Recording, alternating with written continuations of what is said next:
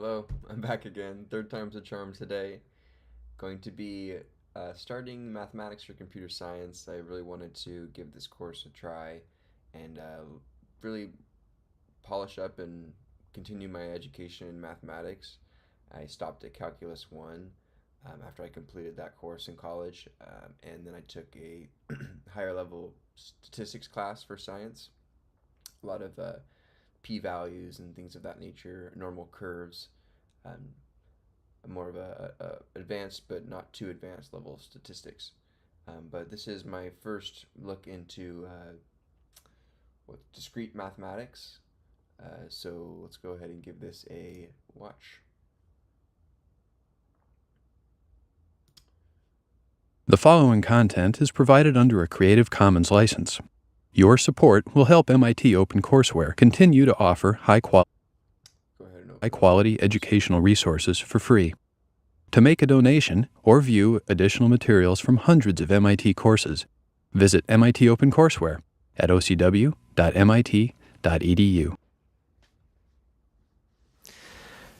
Who can tell me what a proof is? Any ideas of what is a proof anyway? Any thoughts? Yeah.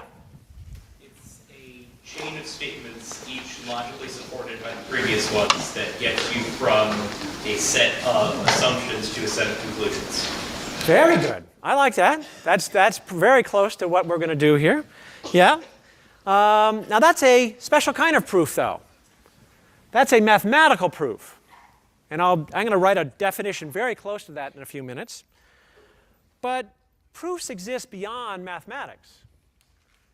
Can anybody think of a higher level notion of what a proof is? That's correct, what you said, but there's a higher meta level notion of what a proof is. Beyond that, they have no logical deductions, potentially. They have no assumptions. Any thoughts about a proof?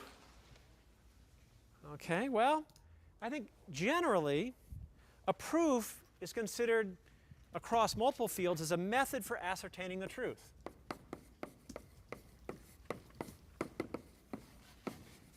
And you described one method.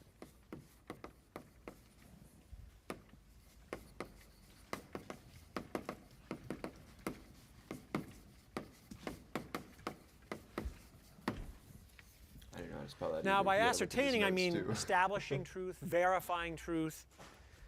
And there's lots of ways to ascertain truth in society and even within science. Hopefully the volume's good. I'm trying to get it not too crazy or anything. I'm trying to get it. What are some examples of ways that we ascertain truth in society? Yeah? Tests. Like seeing that a piece of chalk will fall to the ground. Observation. Experiment and observation. Yes. Excellent. Yep. That's the bedrock of physics. I mean, who really knows if there's gravity out there? Well, we observe it, and so we then conclude that's the truth. There's gravity, and we have laws about it. That's one good way. What's another way of ascertaining truth? Across scientific disciplines, or in science, beyond science, just in society. How is truth established? What are the ways? Yeah? Well, establishing what's false. If you know what things aren't true, then that helps you narrow down what is true. Yes, truth. Yeah, that's great. Truth is the opposite of falsehood. How do we establish falsehood? What are the ways of doing that? How do you decide something is not true? In everyday life? Yeah? Find counterexamples. Yeah, that's good. So, in fact, even a step more general, sampling. Counterexamples are ways. You know, if you do something, an experiment 10 times, and every time it comes out one way, well, that's truth, maybe. But there's fields where that becomes truth. What about other ways? How are we going to decide if Roger Clemens is guilty of perjury for lying about steroids to Congress? He did it or he didn't. How are we going to decide that? What's the truth behind it? How is that truth going to be ascertained? Jury. Yeah? Evidence. examining evidence, and who makes the Evidence. conclusion there? I'm on it. I got this. The jury. Truth is established by juries or judges.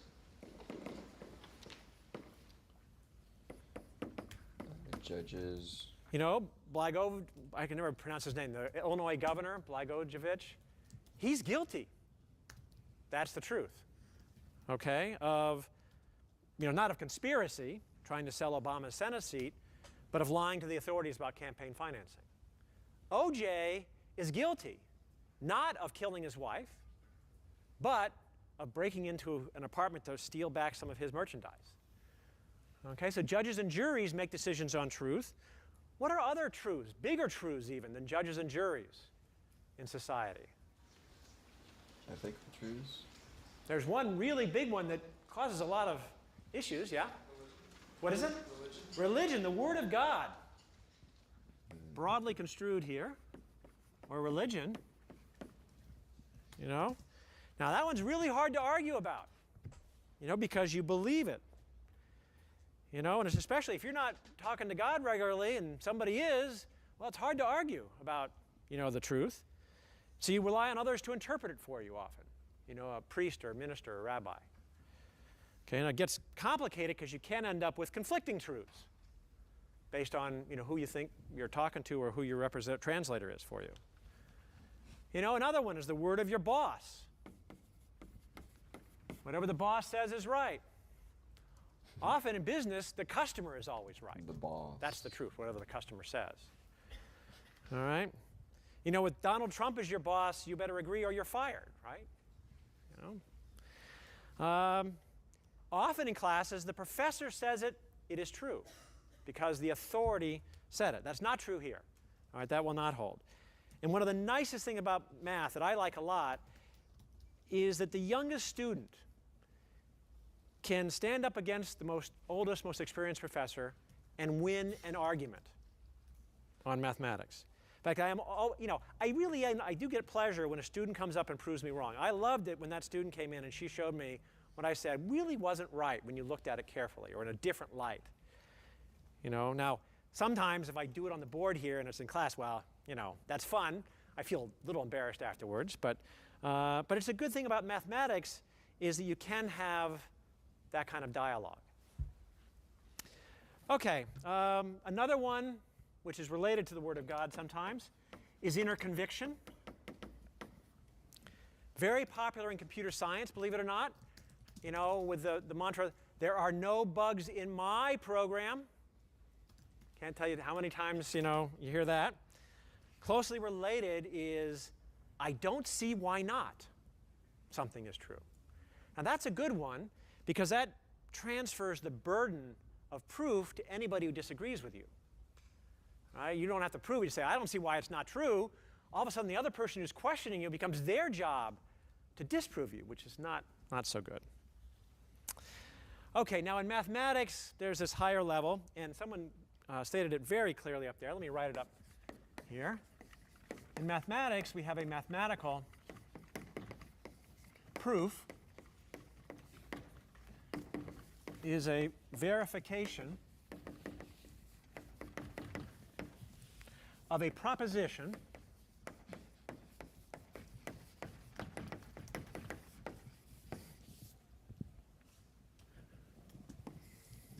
verification of a by a chain of logical deductions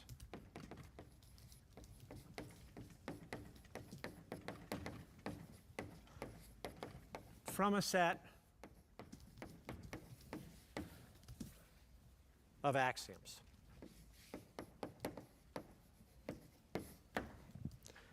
Now, that's a bit of a mouthful. There's three important components here. Propositions, logical deductions, and axioms. And we're going to spend the rest of the class today talking about each of these and then give an example of a proof. We'll start with propositions. Okay. Start with propositions. A proposition is a statement that is either true or false. You may not know which one, but it's one or the other. Simple example, 2 plus 3 equals 5. Now that's a true proposition. Here's one that's a little more interesting.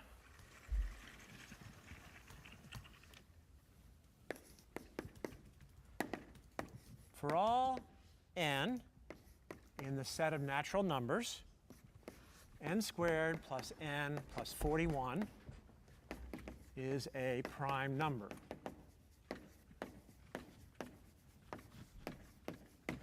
All right, now I've used some notation here. This is, the upside down A is the for all symbol. For all. How many people have not seen that symbol before? All right, a bunch of you. Yeah, you're going to see a bunch of symbols here first week. And that means for every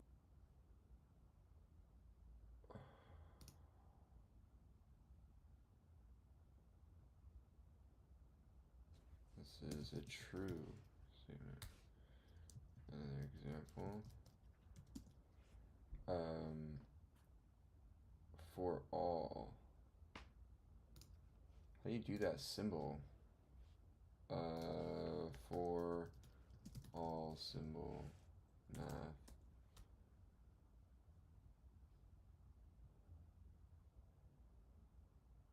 V. Okay, so it's just V.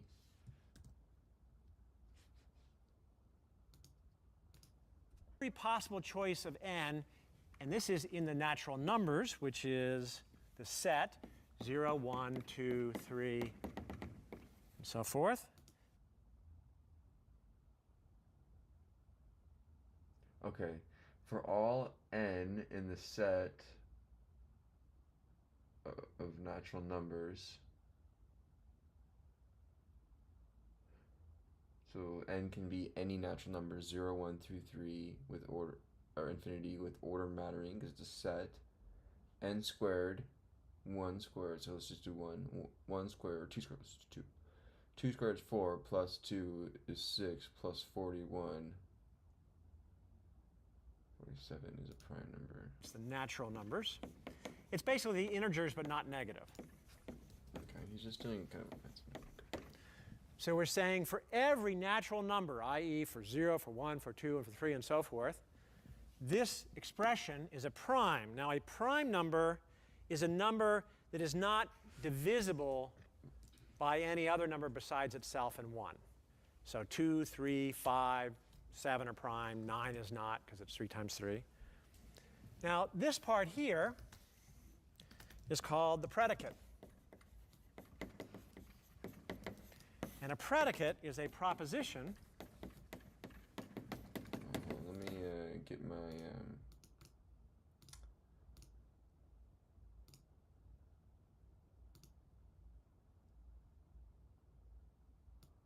okay.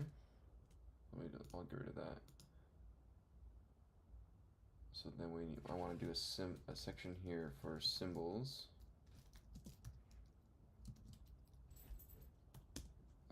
V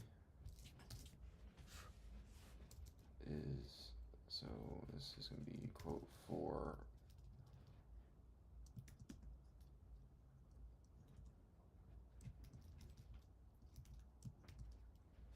you have, I don't know how I'm going to do some of these symbols. I got to look up how to write them in. I'll figure that out after this. Okay. So let's go back. So we have prime number. I know what prime number is. I must write it in. Prime number.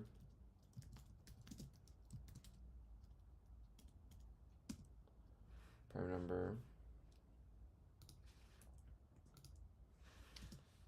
is called 1. This expression is a prime. Now, a prime number is a number that is not divisible by any other number besides itself and 1. So 2, 3, 5, 7 are prime, 9 is not because it's 3 times 3. Now, this part here is called the predicate. And a predicate is a proposition whose truth depends on the value of a variable.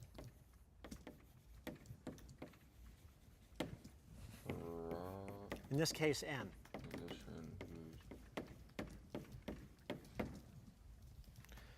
All right, this is referred to as the universe of discourse. It's the space of all things we're talking about. Let's go back really quick.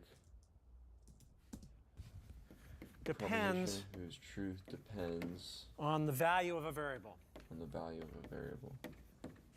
Okay, so we're declaring that this expression is a prime number, which is a predicate, because we're declaring that something is going to happen with the manipulation of a variable. Okay. In this case, n.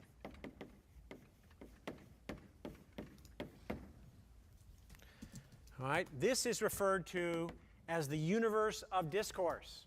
It's the space of all things we're talking about. We're only talking about natural numbers here. This is called a quantifier. We'll see more quantifiers later. All right, now to see if this proposition is true, we need to make sure that this predicate is true for every natural number n. So let's see if we can check that. Let's try some values. So we'll try n is 1, 2, 3, and so forth. And we'll compute n squared plus n plus 41. And then we'll check, is it prime? So for n equals 0, n squared plus n plus 41 is 41. Is 41 prime? Yeah. Yeah. Nothing divides 41 but itself in 1. 41. All right, let's try 1. 1 squared plus 1 plus 41 is 43. 43. Is 43 prime? Yeah. Yes. Let's try 2. We got 4 plus 2 is 6 plus 41 is 47. Is 47 prime? 47. Yes. Yep. Looking good. 3, I got 9, 12, 53. 53 prime? Yes. Yeah. And I could keep on going here. I could go down to 20. I get 420, 461. In fact, that is a prime. And I could just keep on going here. Go down to 39. I get 1601. You can check that as a prime. The first 40 values of n, the proposition is true. The predicate is true. It is prime. Now, this is a great example because in a lot of fields, physics, for example, statistics often, you know, if it's true, you checked 40 examples. That's above and beyond the call of duty. It's always true. So yeah, this must be true, right? It's hard to say. No, wrong. Yeah. Often you'll see this in a lot of scientific fields. It is not true. Can anybody give me an example of n for which n squared plus n plus 41 is not prime? Yeah. 40. Good. Let's see about 40. 40 squared plus 40 plus 41 is 1681. What's that equal? 41 squared. So it is not prime. Somebody give me an obvious example where it's not prime. 41. Yeah, 41 squared. Everything is divided by 41. But 40 is the first breakpoint. So the first 40 examples work, and then it fails. So this proposition is false, even though it was looking pretty good. There's a reason I'm doing this. In fact, I'm going to do it some more here. How did they? I'm going to beat you over the head with it. How did they know that? Here's a famous in 41 mathematics was the first statement. fail. For 40. A to the fourth plus 41 is b to the easiest. fourth plus c to the fourth equals d to the fourth has no positive integer solutions. That is a proposition. Now, this d to the fourth proposition won't be was positive. conjectured to be true by Euler in 1769. Or Euler's a no. big honcho in math. You know, we still talk about him a lot, even though he's been dead for centuries. It was unsolved for over 2 centuries. Mathematicians worked on it. It was finally disproved by a very clever fellow named Noam Elkies 218 years later, after it was conjectured. He works at that other school down the street. And he came up with this. A equals 95,800. B equals 217,519. C equals 414,560. You don't have to remember these numbers. We're not going to quiz you on that. 422,481. This is just for fun. Now, he claims, I've never personally checked it, but presumably people have, you plug those in here, and you have an equality. So he says. So, in fact, the correct true proposition is there do exist A, B, C, D in the positive natural numbers, such that a to the fourth plus b to the fourth plus c to the fourth equals d to the fourth. All right, I used a new quantifier. So there exists is an inverse E. So there exists A, B, C, D of n positive integer. Here, called there exists. There exists. Instead of an upside down A, it's a backwards E. Don't ask me why. But that's what it is. The plus means you can't have 0 or negative numbers, so these are the positive natural numbers. And here's your predicate, which, of course, the truth of this depends on the values of A, B, C, and D. All right, it took a long time to figure out that actually there was a solution here. Obviously, everything they tried till that time failed. Let me give you another one.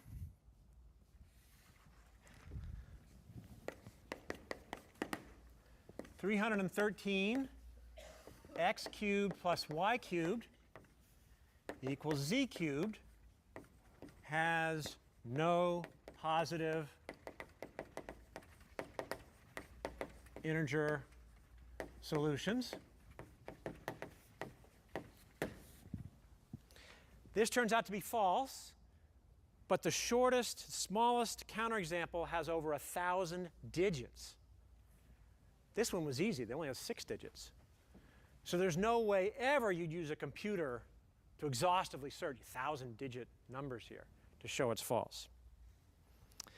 Now, of course, some of you are probably thinking, Yeah, like why on earth would I care if 313 times x cubed plus y cubed equals z cubed has a solution?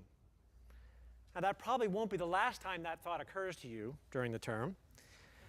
And why on earth would anybody ever try to even find a solution to that? You know, I mean, mathematicians are sort of a rare breed. Now, actually, in this case, that's really important in practice. Okay? This equation is an example of what's called an elliptic curve. Elliptic curve, and you study these if you're really a specialist in mathematics in graduate school, or if you work for certain 3-letter agencies, because it's central to the understanding of how to factor large integers. That means, you know, factoring, showing that, what was it? 1681 is 41 times 41. And I said, okay, who cares about factoring? Well, factoring is the way to break crypto systems like RSA, which are used for everything that we do electronically today. You have a PayPal account, you buy something online, you're using SSL. They're all using crypto systems, almost all of which are based on number theory. And in particular, they're based on factoring. And if you can find good solutions to things like this, or solutions to things like this, all of a sudden you can get an angle and a wedge on factoring. And it's because of that that now RSA uses 1,000-digit moduluses instead of 100-digit moduluses like they used to use, because people figured out how to factor them, how to break the crypto system. If you can break those crypto systems, well, you can't rule the world, but it's close. All right, so you'll learn talk more about this the week after next when we do number theory and we work up to RSA and how that crypto system works and why factoring is so important. All right, so yeah, you all don't have to worry about this, but these things are important. And the bigger message is that you. So it's like people figured out how to compute large integer factoring on their own, and so they were able to crack these crypto transactions. Strange. And so they had to basically jack up the larger to a larger scale number, so to make it even harder. I don't even know how Don't that just would try work. a few cases, and if it works, you think it's done. Interesting. That's not how the game works in mathematics. You can get an idea of maybe it's true, but doesn't tell you the answer. All right, let me give it another one. This is another very famous one that probably most of you have heard of. The regions in any map can be colored in 4 colors so that adjacent regions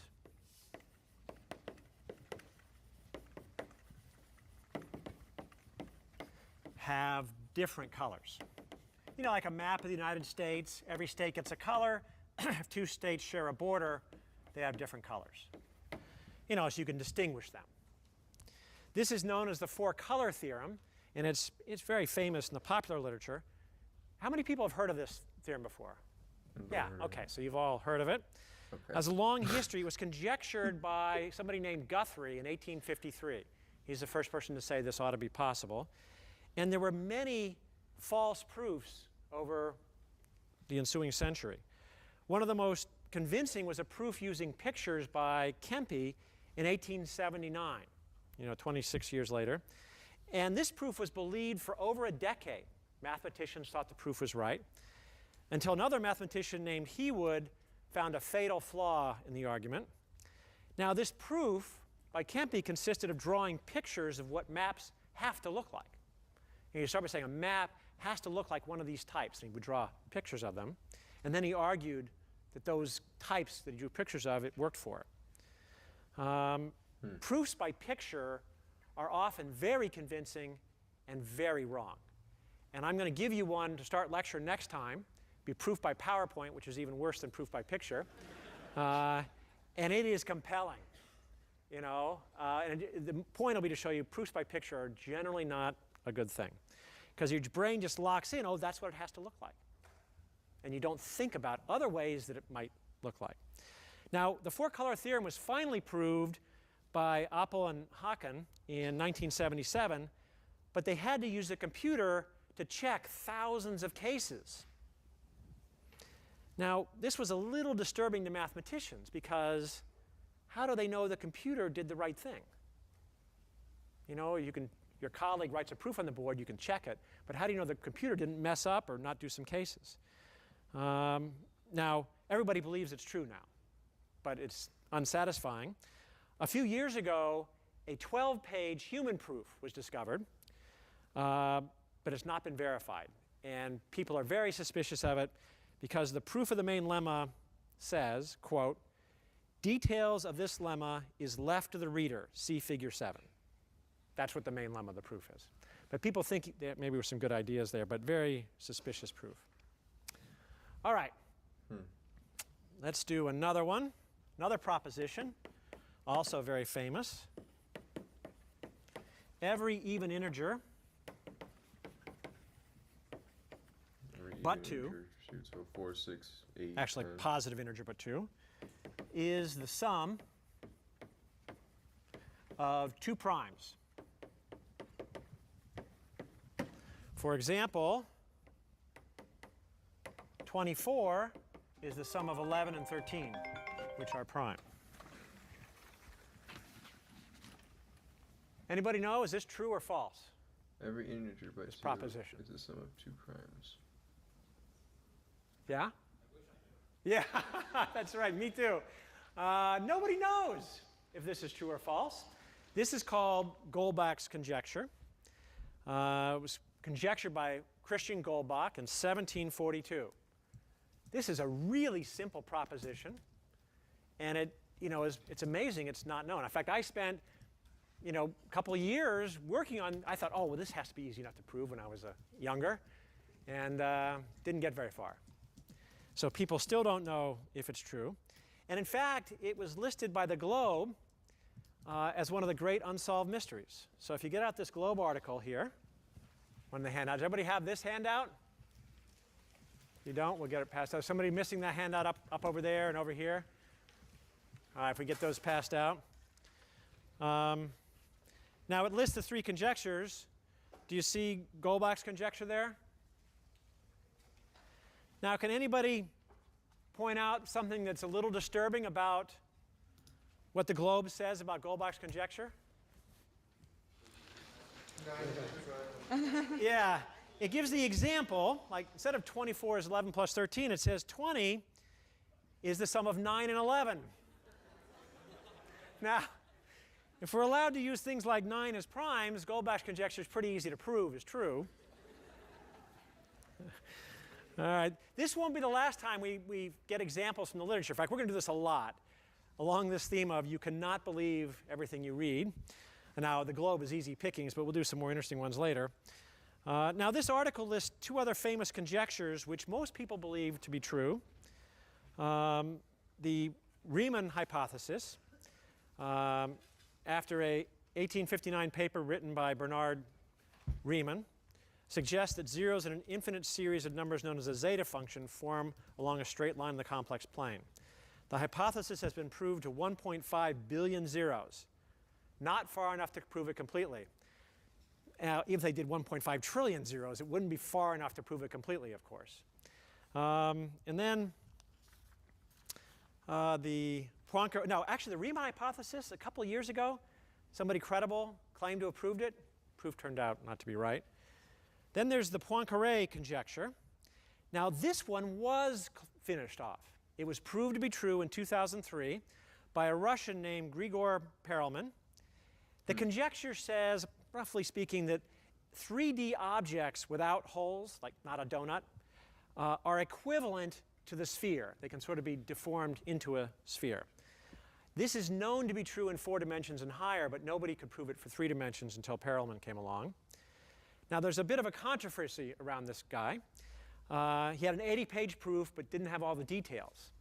So then other teams of mathematicians got together and wrote 350 pages of details. And then most people believe now that it's right and that his original proof might not have had all the details, but he had the right structure of the proof. So he won prizes for this. You know, he won the highest prize in mathematics, the Fields Medal. And just earlier this year, he was awarded the $1 million Millennium Prize. And there's about 6 problems or so that if you solve one of them, the Clay Institute gives you $1 million. And he's the first one to win the $1 million. Now, the guy's a little strange. He rejected the Fields Medal and refused to go to the ceremony where he was being honored. Whoa. And he's recently rejected the Millennium Prize. And anyway, this area is murky, and we have an expert to explain it all for us on video, which I thought I'd show. It's really interesting. Super interesting. All right, let's do a simpler one here. Oh, shoot. I didn't get to see the video. They didn't include it here. A simpler one here. Video clip.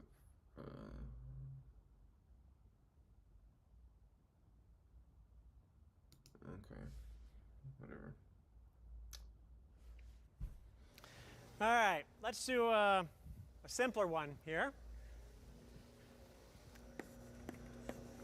For all n in Z, n greater than or equal to 2 implies n squared greater than or equal to 4.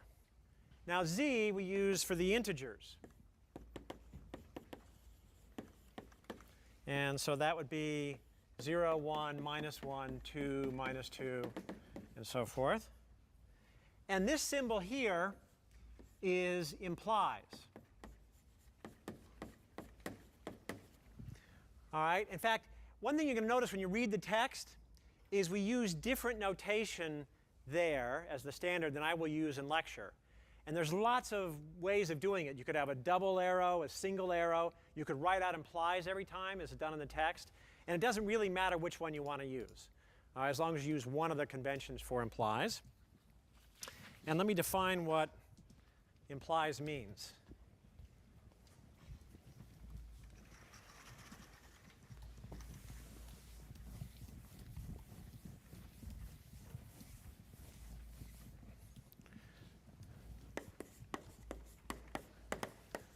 an implication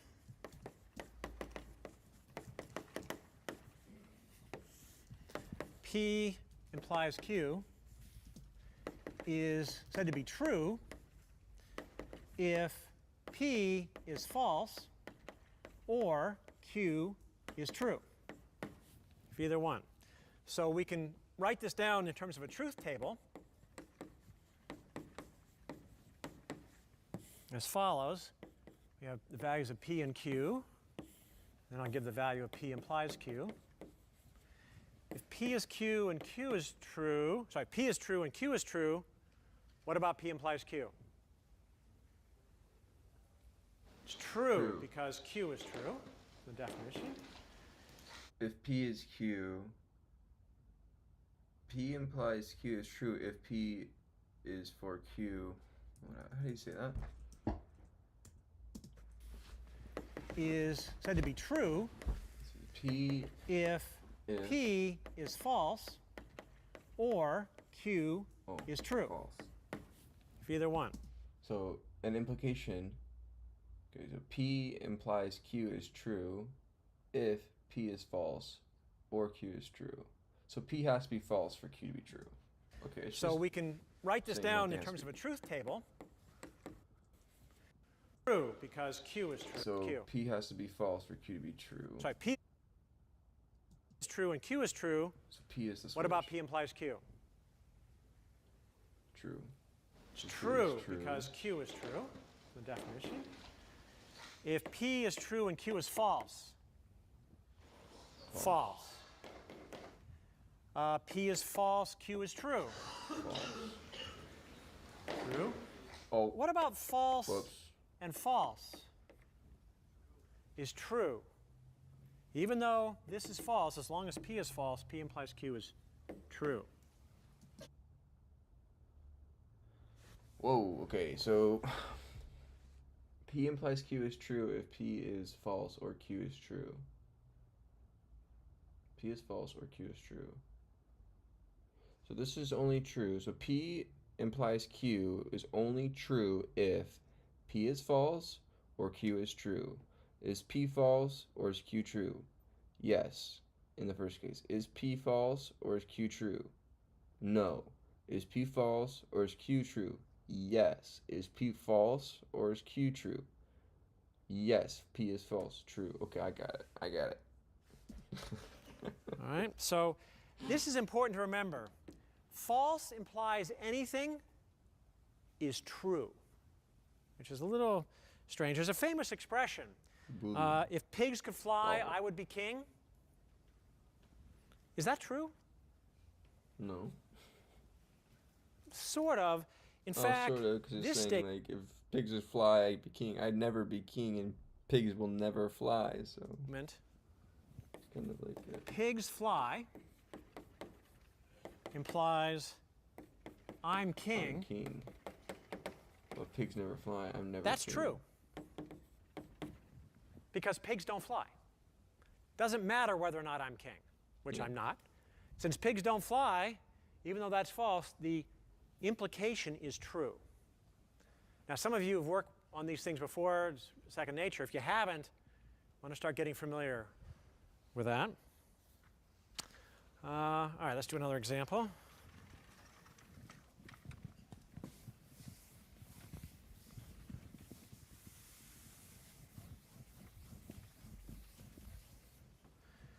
All right, what about this proposition? For all integers, n and z, n greater than or equal to 2, this is if and only if, n squared.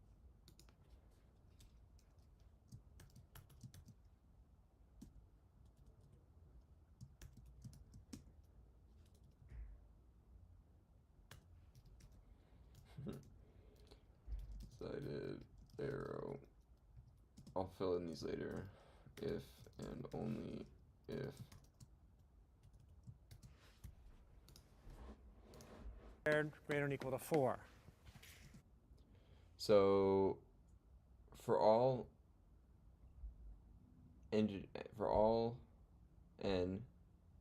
numbers n, in z, which is just negative numbers and positive numbers, n is greater than or equal to 2 if and only if n squared is greater than or equal to 4. Is that true? N squared is greater than or equal to 4. So if 2 is greater than or equal to 2, for 0 is where 0, which is greater, not greater, so that's not true. Okay, so for the most part, Is negative n 1, bigger than true if negative bigger than 2 if and only if n squared is bigger than 4?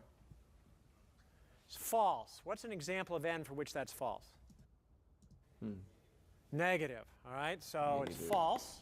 So negative would be like negative 1 squared would be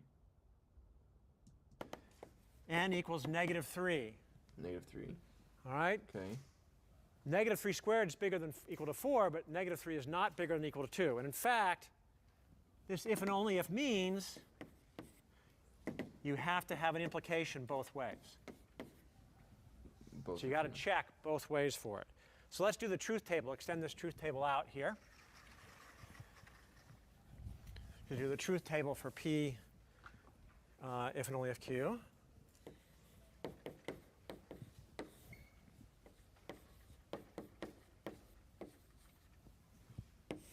All right, so here are P and Q. Is Q implies P true for this row?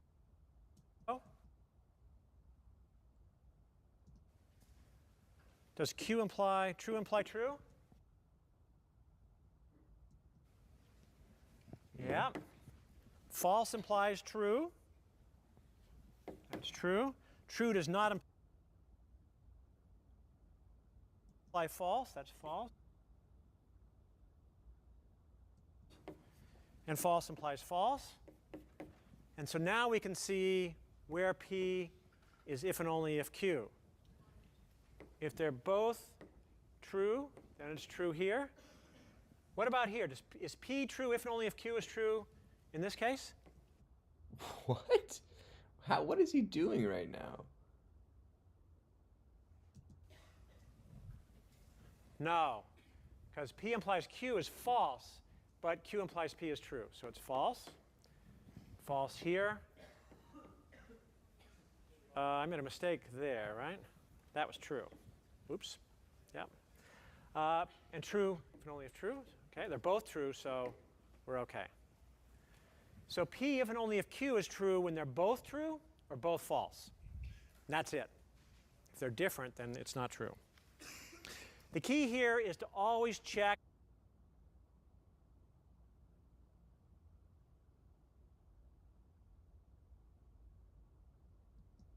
both ways.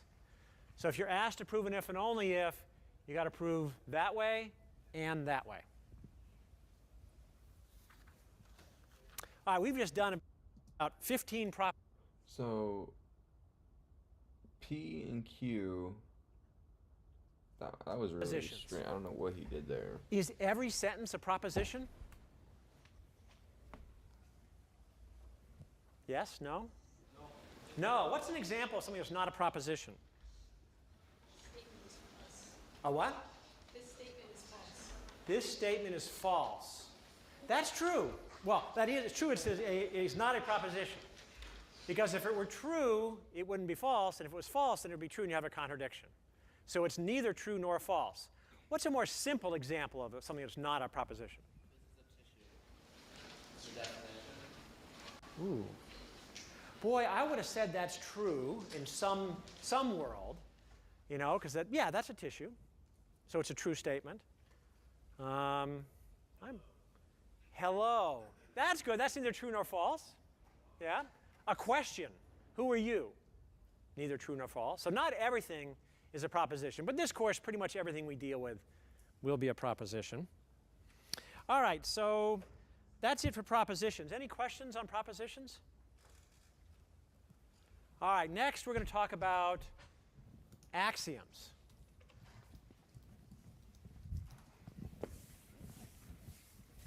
Now, the good news is that axioms are the same thing, really, as propositions. Okay. The only difference is that axioms are propositions that we just assume are true. An axiom is a proposition that is assumed to be true. There's no proof that an axiom is true. You just assume it because you think it's reasonable. In fact, the word axiom comes from Greek. It doesn't mean to be true. It means to think worthy. Something you think is worthy enough to be assumed to be true. Now, a lot of times you'll hear people say, sometimes we'll even say it to you, don't make assumptions when you're doing math. No, that's not true. You have to make assumptions when you do math. Otherwise, you can't do anything, because you got to start with some axioms. The key in math is to identify what your assumptions are so people can see them. And the idea is that when you do a proof, anybody who agrees with your assumptions or your axioms can follow your proof, and they have to agree with your conclusion. Now, they might disagree with your axioms, in which case they're not going to buy your proof. Now, there are lots of axioms used in math. For example, if A equals B and B equals C, then A equals C. There is no proof of that. But it seems pretty good, and so we just throw it in the bucket of axioms and use it. Now, axioms can be contradictory in different contexts. Here's a good example. In Euclidean geometry, there's a central axiom that says, given a line L and a point P not on L, Line, a point. there is exactly one line through P parallel to L.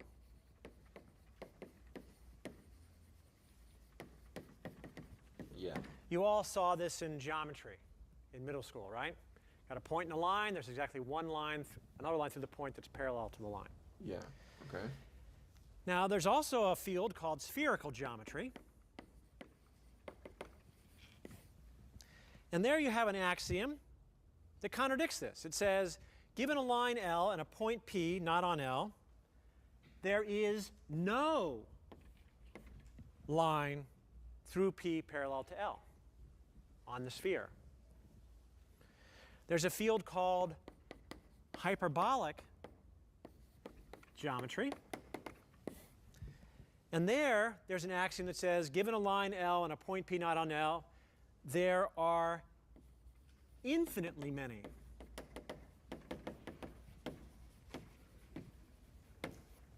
lines through P parallel to L. So how can this be? Does that mean one of these fields is totally bogus, or two of them are? My guess 'Cause my guess is that it has to do with the weight of the point. Now, this could be completely wrong, but the point is just a single, can be defined as just a single. It's hard to wrap your head around, but like a point is so small that only one line can intersect through it. But if you increase the weight of the point, well, then more lines, depending on the weight of the line. So to just start to develop some sort of dimensional analysis, like, I don't know, weird. Okay, let's keep going. You've got contradictory axioms. That's okay. Just whatever field you're in, state your axioms, and they do make sense in their various fields. This is planar geometry, this is on the sphere, and this is on hyperbolic geometry. They make sense in those contexts. So you can have more or less whatever axioms you want. There are sort of two guiding principles to axioms.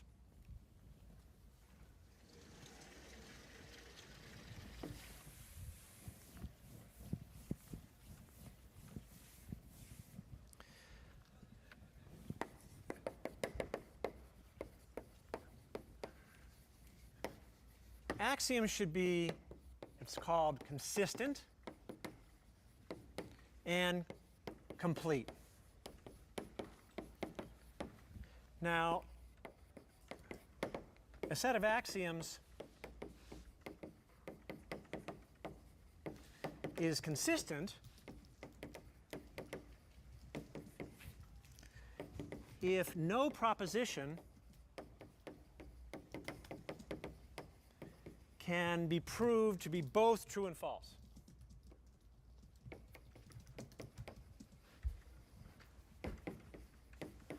And you can see why that's important. You know, if you spend 3 weeks proving something's true, and the next day somebody proves it's also false, I mean, the whole thing was pointless. So it only makes sense if your axioms as a group are consistent. A set of axioms is said to be complete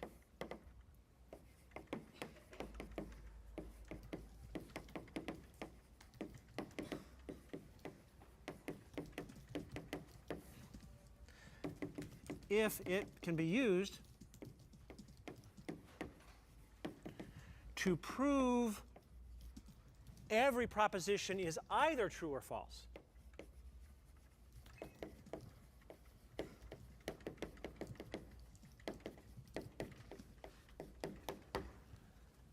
All right?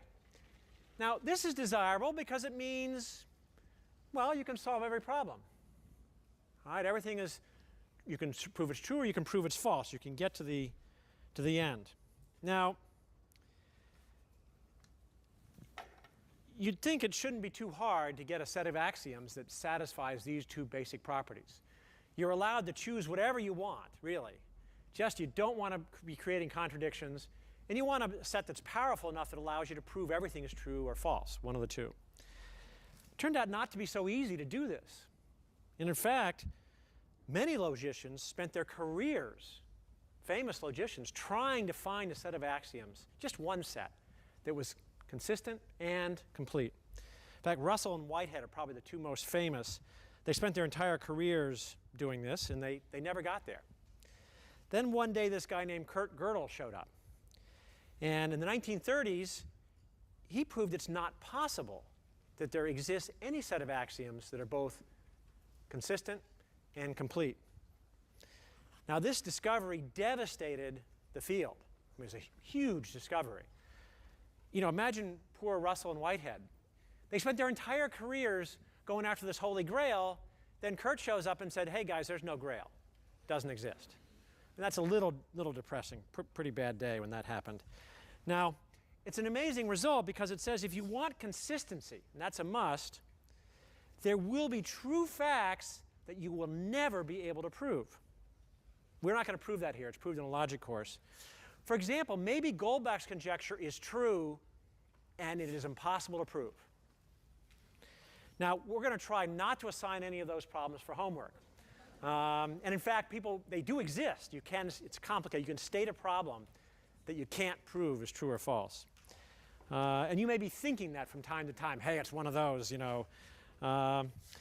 You remember when your parents told you, if you work hard enough, you can do anything? They were wrong. All right, that's enough for now. We'll do more of this next time. All right, cool. That was a really interesting and honestly eye-opening lecture. I'm thinking about all these kind of principles in a new light.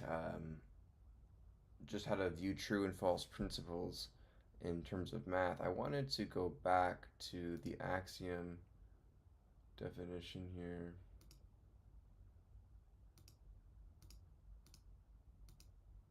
Consistent and complete. Axioms should be consistent and complete. Should be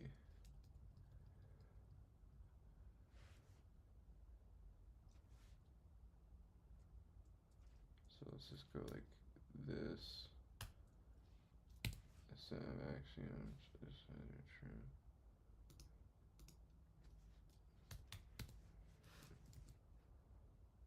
And then let's go here. We want to go here.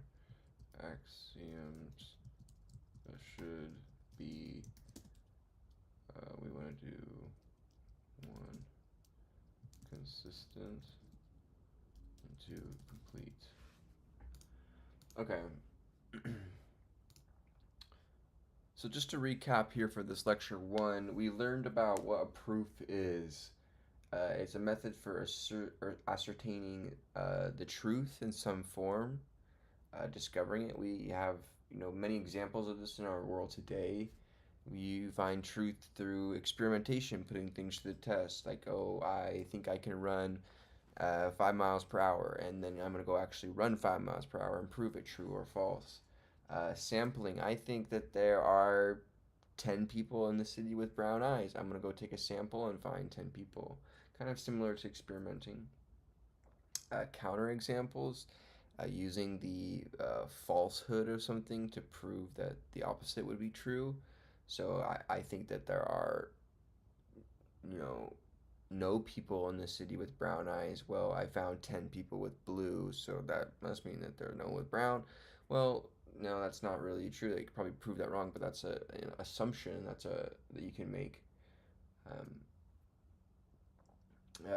Juries or judges, they prove, people to be innocent or guilty. Inner conviction, stuff like that. So moving on to more of a mathematical proof, which is a verification of a proposition, which is a proposition, if we look, is a statement that is either true or false by a chain of logical deductions and a set of axioms. And then you have predicates in there as well, which are propositions in themselves, which depend on variables, which are used in math many of the times.